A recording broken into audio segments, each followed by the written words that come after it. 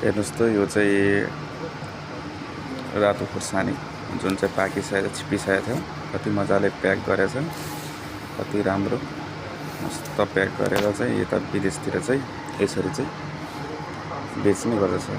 यो चाहिँ त्यो ठुलो खुर्सानी यो पनि पाकेको छ मस्त प्याकिङ गरेछ। यो लेमन ग्रास अनि तपाईको त्यो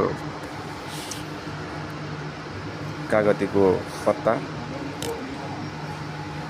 यो पनि तपाईको खुर्सानी यो चाहिँ स्नेक फ्रुट भन्छ जुन चाहिँ थाइल्यान्डतिर पाउँछ यो चाहिँ नेपालतिर पाउँदैन यो चाहिँ थाइल्यान्डतिर नै पाउँछ। यो पनि कस्तो मजाको छ यो पनि प्याकेटमा पुरै प्याक गरेर यहाँ चाहिँ विदेशतिर चाहिँ बेच्ने गर्दछ। यो हेर्नुस् त कुरिलो र मकैको त्यो सानो कलिलो त्यो मकै यसलाई पनि मस्त प्याक गरेर चाहिँ यसलाई बेच्ने गर्दछ। यो पनि थाइल्यान्डतिरैबाट आउँछ।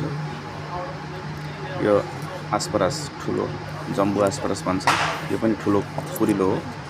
यो पनि लास्टै महँगो छ नेपालतिर पनि लास्टै महँगो छ।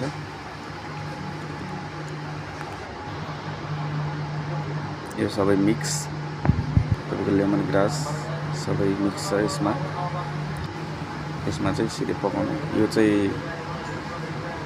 नेपालतिर तार भन्छ। अब